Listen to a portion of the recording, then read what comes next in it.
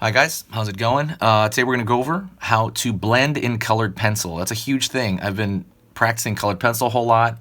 I want to share that information.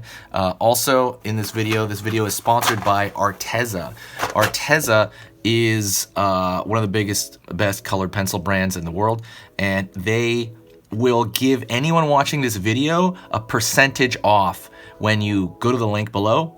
And when you buy something, you type in easy things to draw and then the number 1, and that'll be your coupon, and they'll give you a percentage off any product. So go check that out. That is only gonna last for 10 more days as of the upload of this video. It's gonna last till March 15. So go do it quick and you can get percentage off these and many more other things they have. So all that stuff's in the top of the description, so you can check that out if you're interested.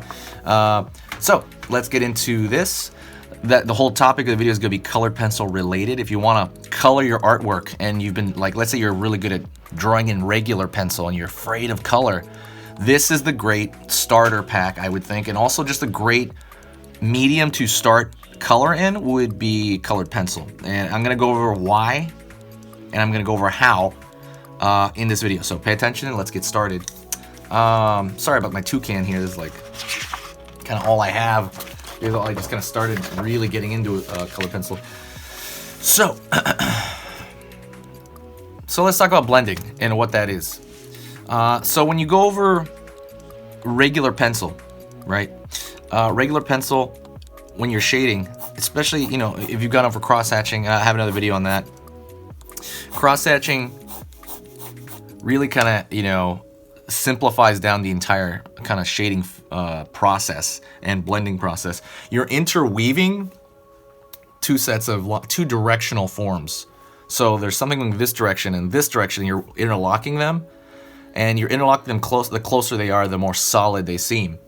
And they can show a change of form, they can show a change of value, or they can show a change of color in this case. One of the biggest reasons why I think that colored pencils are one of the best things you can use to transition into color is because they've already have the colors laid out for you. Like when they have like almost every pack, right, comes like that, right? It comes in the order and value of it. So when you get it, crayon can be good, I guess, but crayon's really nasty and has a lot of weird texture to it. It's just not great for that. It's not great for that. But when you use digital, there's almost too much to choose from.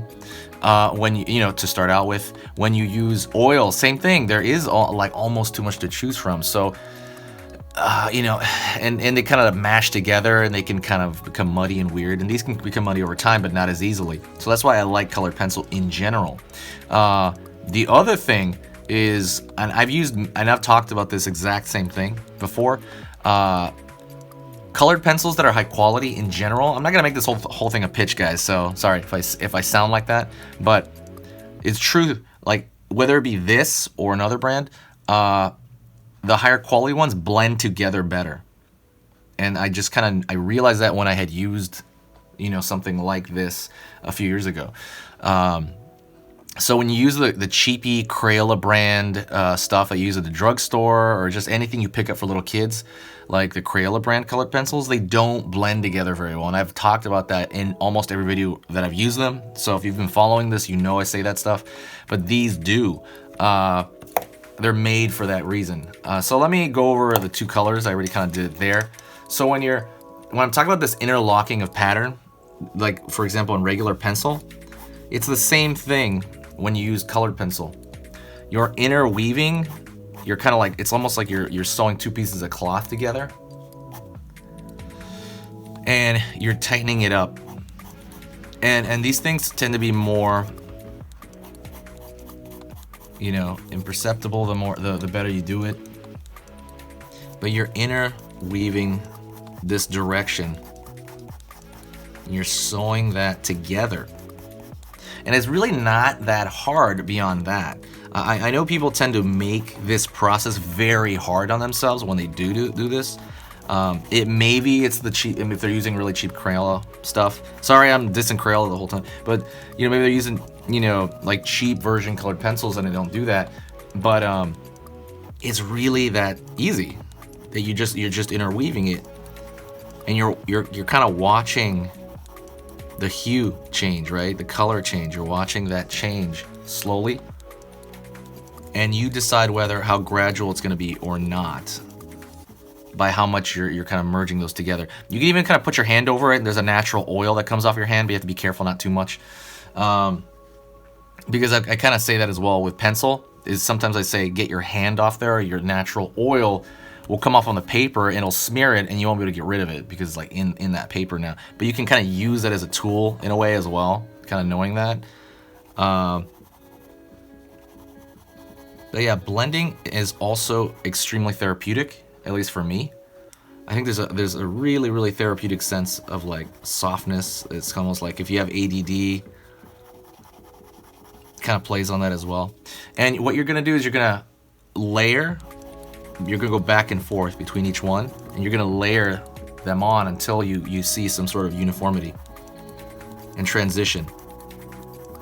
So you just keep doing it. I think another thing is color sticks as well. I know that I used to use the color sticks in general at SeaWorld when we were doing caricatures. Do you guys have any favorite coloring tools that you use? I really want to know about that stuff. I'm really jumping into color now, and I'm going to update this channel a lot more frequently. I was on a break. I was on a 3-month break, and that was just mostly kind of readjusting just kind of the whole channel in general and the other channels. I have other YouTube channels as well. If you ever want to find me, go to easythingstodraw.net. That's my hub for like kind of connecting all the YouTube channels. So easythingstodraw.net as of right now. But I hope you learned a little bit right now in this video about kind of using colors. Don't be afraid to jump into color, and I really recommend you jump into it with, you know, with whether it be this or anything else. I would recommend colored pencil first to try out. I would say even this. Go buy those Crayola brand ones in the store, those cheap ones at like the supermarket, or they have like little kids ones or Target. Buy one of those, mess with those for a while, and then maybe get a feel for those, and then maybe buy something like this. So I mean, it depends kind of where you want to go. But if you already know, you're like, okay, I'm down with the colored pencils, yo, then just buy something like this. Buy it from Arteza or or any other brand. Like buy a high quality version of it if you really want to. If you know it's your thing and you're like, you're gonna do this, then buy that. I just meant if you want to dabble around with it, buy the cheap ones at the store, probably. That's it. Thank you so much. I appreciate you watching this video as always. Comment, and the more you comment, the more I'm gonna like post, and that's it. Just say hi to me. You can just say, like, the question of the day is really, what do you use to color things? But that's it. I'm gonna make a whole video on if you're afraid of color, because I am as well at times, so I'll talk about that. I'll see you soon, and stay artsy, guys.